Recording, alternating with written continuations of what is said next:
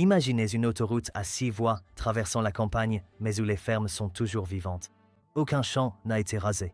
Aucune rivière n'est morte. La faune continue de traverser au-dessus et en dessous de la route. Cela semble impossible, mais la Chine vient de le faire. Et la façon dont ils l'ont fait pourrait complètement redéfinir la manière dont le monde construit ses infrastructures. Voici ce qui rend cette histoire incroyable. Construire des autoroutes signifie normalement une chose, la destruction. On défriche le terrain, on reloge les habitants, on assèche les zones humides et on recouvre tout de bitume. C'est la méthode utilisée depuis des décennies. Rien qu'en Chine, plus de 180 000 km d'autoroutes ont été construits depuis les années 1980. La plupart ont suivi cette même formule brutale. Mais ce projet-ci, totalement différent. L'emplacement était un patchwork de terres agricoles en activité, d'étangs à poissons centenaires et d'écosystèmes dont les communautés locales dépendaient pour leur subsistance. On parle de rizières qui nourrissent des familles depuis des générations, de fermes piscicoles qui approvisionnent les marchés régionaux, de zones humides qui filtrent l'eau et abritent des dizaines d'espèces. L'approche traditionnelle aurait déplacé des milliers de personnes, détruit des centaines d'hectares de terres productives, anéanti des habitats aquatiques qui ont mis des décennies à se former. Au lieu de cela, les ingénieurs chinois ont posé une question radicale, et si on ne le faisait pas? Et si, au lieu de forcer la nature et les gens à s'effacer devant l'autoroute, on concevait l'autoroute pour qu'elle s'adapte à eux? L'ampleur de ce défi est vertigineuse. Imaginez essayer d'enfiler une aiguille en conduisant une moto, à la vitesse d'une autoroute, sous la pluie. C'est essentiellement ce à quoi ils se sont engagés. Et voici la partie la plus folle. Ils devaient le faire tout en respectant les délais, en restant dans le budget et en créant une autoroute capable de supporter le trafic moderne. C'était une infrastructure critique entièrement fonctionnelle qui devait être opérationnelle parfaitement dès le premier jour. La plupart des ingénieurs auraient dit que c'était impossible. Alors, comment construit-on une autoroute qui ne détruit pas ce qui se trouve en dessous? La réponse, c'est qu'on la construit au-dessus. L'équipe d'ingénierie a conçu d'immenses sections surélevées. Pensez-y comme à des ponts, mais au lieu de traverser une rivière sur quelques centaines de mètres, ces chaussées surélevées s'étendent sur des kilomètres. L'autoroute flotte littéralement au-dessus du paysage. Mais c'est là que ça devient fascinant. Ce ne sont pas simplement des sections surélevées placées au hasard. Chaque pilier, chaque structure de soutien, chaque courbe de la route a été planifiée avec une précision chirurgicale.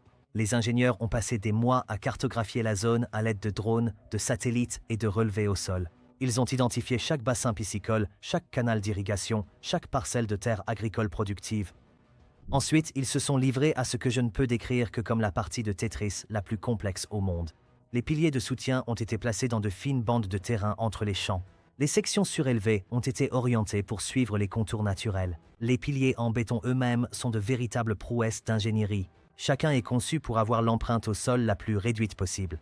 Au lieu de supports massifs et rectangulaires qui auraient accaparé de vastes portions de terrain, ils ont utilisé des piliers élancés et cylindriques. Certains mesurent moins de 3 mètres de diamètre, soit à peu près la taille d'un gros tronc d'arbre. Réfléchissez à ce que cela signifie. Une autoroute à part entière, transportant des milliers de véhicules par jour, soutenue par des structures qui occupent moins d'espace qu'un petit abri de jardin. Mais cette conception surélevée ne résolvait qu'une partie du problème. Le débit de l'eau constituait un autre défi de taille. Les étangs piscicoles et les rizières dépendent de systèmes d'irrigation soigneusement gérés. Canaux d'irrigation, réseaux de drainage, nappes phréatiques naturelles, tout cela devait rester fonctionnel. Une seule erreur de calcul pourrait inonder des terres agricoles ou assécher des étangs dont dépendaient des communautés entières. La solution? Un génie hydrologique qui frôle l'art. Les ingénieurs ont conçu la structure de support pour qu'elle travaille avec l'eau et non contre elle. Les piliers étaient positionnés de façon à ne pas perturber les réseaux de drainage naturels. Dans les zones humides, ils ont installé des fondations perméables permettant à l'eau de s'écouler en dessous. Des canaux de drainage spéciaux ont été intégrés aux sections surélevées pour gérer le ruissellement sans contaminer les étangs situés en contrebas. Pendant la saison des pluies, lorsque le niveau de l'eau monte, le système canalise automatiquement l'excès d'eau loin des terres agricoles et le renvoie vers les cours d'eau naturels. En période de sécheresse, la conception garantit que la moindre quantité d'eau disponible parvienne aux champs et aux étangs qui en ont le plus besoin. Un agriculteur interrogé pendant la construction a dit quelque chose de remarquable. Nous ne nous sommes même pas rendus compte qu'il construisait une autoroute au-dessus de nous jusqu'à ce que nous voyions le tablier de la route s'élever. Ces rizières n'ont jamais été inondées. Son calendrier d'irrigation n'a jamais changé.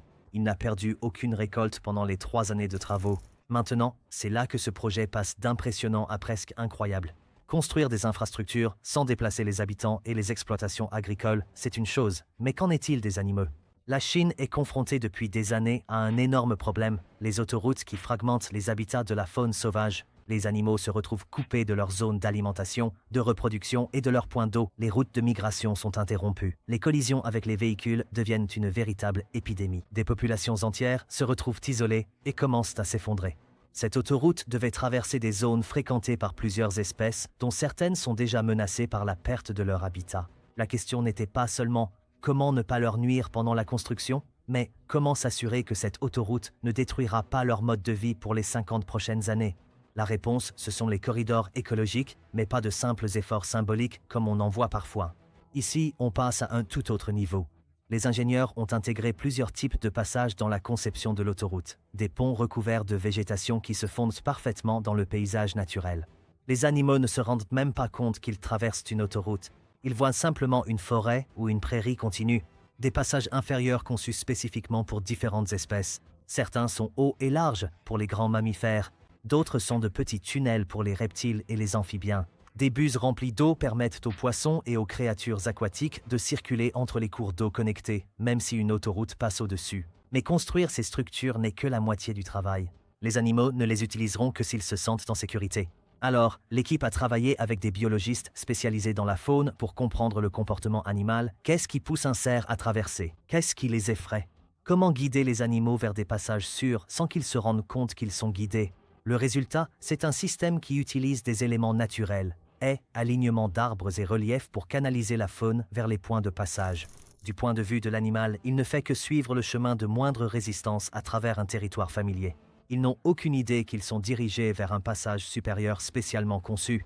L'éclairage était un autre facteur crucial. Beaucoup d'animaux sont nocturnes et sensibles à la lumière artificielle, donc l'autoroute utilise un éclairage directionnel ciblé qui éclaire la route pour les conducteurs, mais n'envahit pas les corridors phoniques. Les zones de passage restent sombres et naturelles. Des barrières anti-bruit ont été placées de façon stratégique, non seulement pour les communautés humaines, mais aussi pour protéger les habitats sensibles des bruits de la circulation. Certains oiseaux et mammifères sont extrêmement sensibles au bruit constant. Cela perturbe les schémas de reproduction, d'alimentation et de migration. Les premières données de suivi montrent que le système fonctionne. La faune utilise les corridors. Les incidents de collision avec des animaux sont nettement moins nombreux que sur des autoroutes comparables. Des espèces qui, selon les prévisions, devaient éviter complètement la zone, prospèrent. Voici un aspect souvent négligé dans les récits de méga-projets, le côté humain. Les grands projets d'infrastructure suivent généralement un modèle descendant. Le gouvernement décide, les ingénieurs conçoivent, les entreprises de construction bâtissent et les habitants locaux doivent simplement s'adapter. Des plaintes sont déposées, des protestations ont lieu, mais le projet avance quoi qu'il arrive. Cette autoroute a inversé la tendance. Dès le début, l'équipe d'ingénierie a travaillé directement avec les communautés locales. Pas de simples réunions de consultation symboliques où les décisions sont déjà prises. Une véritable collaboration. On a demandé aux agriculteurs « De quoi avez-vous besoin pour continuer à travailler? Où se trouvent vos canalisations d'irrigation? Quand avez-vous besoin d'accéder à vos champs? Quels sont les moments de la journée les plus critiques pour vos activités ?» Les exploitants de bassins piscicoles ont fourni des informations détaillées sur les niveaux d'eau, les cycles de reproduction et les calendriers de récolte. Ces informations ont directement influencé les calendriers de construction. Certaines activités étaient suspendues pendant les saisons de reproduction. D'autres étaient planifiées en fonction des périodes de récolte. Les chefs de village ont aidé à identifier les sites culturels et les monuments historiques à protéger. Dans certains cas, le tracé de l'autoroute a été modifié de plusieurs centaines de mètres pour préserver un temple ou un mémorial important pour la communauté. Ce niveau de collaboration a nécessité quelque chose de rare dans les grands projets de construction, de la patience. Normalement, les retards coûtent de l'argent et créent une pression pour bâcler le travail, mais la direction du projet a fait un autre choix. Ils ont compris que prendre plus de temps pour obtenir l'adhésion de la communauté et répondre à ses préoccupations permettrait en réalité d'économiser du temps et de l'argent à long terme, en évitant les conflits, les recours juridiques et les erreurs de conception. Un ancien du village a déclaré aux journalistes « Ils ne se sont pas contentés de nous demander une fois puis de partir. Ils sont revenus des dizaines de fois. À chaque modification du plan, ils nous l'a montré et nous demandaient si cela nous convenait. » Ce genre de processus itératif est presque inédit dans des projets de cette envergure. Le résultat est une autoroute qui remplit sa fonction de transport tout en renforçant les liens communautaires au lieu de les perturber. Les habitants ne la considèrent pas comme une imposition. Ils la voient comme une infrastructure construite avec eux et non malgré eux. Voyons maintenant pourquoi cela importe au-delà d'une seule autoroute en Chine. Le monde fait face à un immense défi en matière d'infrastructure. Les pays en développement ont besoin de routes, de ponts, de chemins de fer et de ports pour soutenir la croissance économique. Mais nous construisons ces infrastructures à une époque où la dégradation de l'environnement et le changement climatique atteignent des niveaux critiques.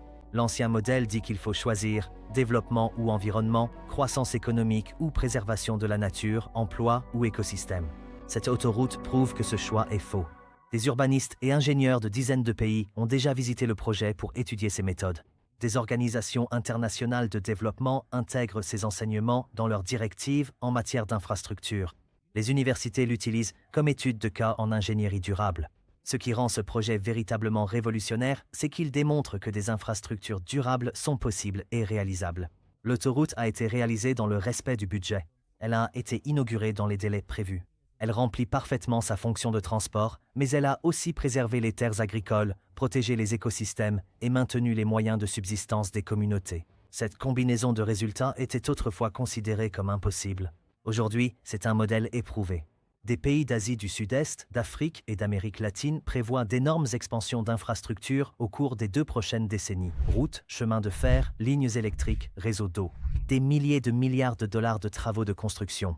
Si même une fraction de ces projets adopte des principes similaires, l'impact cumulatif sur la biodiversité, les terres agricoles et le bien-être des communautés pourrait être immense. Mais voici le défi. Cette approche nécessite un investissement initial dans la planification, la conception et l'implication des communautés. Elle exige des ingénieurs qui pensent au-delà de la simple construction de routes. Elle requiert des responsables gouvernementaux prêts à privilégier la durabilité à long terme plutôt que les économies à court terme. Tous les pays ou toutes les entreprises ne sont pas prêts à opérer ce changement. Pendant des décennies, le progrès signifiait sacrifice. Construire l'avenir signifiait raser le passé. Mais ce projet suggère une autre voie, où la conception, la planification et la collaboration nous permettent de construire avec la nature et non contre elle. La technologie existe. L'ingénierie fonctionne. La seule question qui reste est, avons-nous la volonté de l'utiliser? La Chine a construit une autoroute de cette façon. Et les 1000 prochaines? Et celles qui sont en train de voir le jour dans votre pays? Dites-nous ce que vous en pensez dans les commentaires. Si vous trouvez impressionnant de construire une autoroute sans nuire à la nature, attendez de voir ce que la Chine a fait avec l'eau. Imaginez un navire entier soulevé directement au-dessus d'une montagne. Pas à travers un tunnel, pas en le contournant. Par-dessus. C'est l'un des exploits d'ingénierie les plus complexes au monde, et presque personne en dehors de la Chine n'a vu comment cela fonctionne réellement. Cliquez sur « Regardez la suite » pour voir cette vidéo. Merci d'avoir regardé.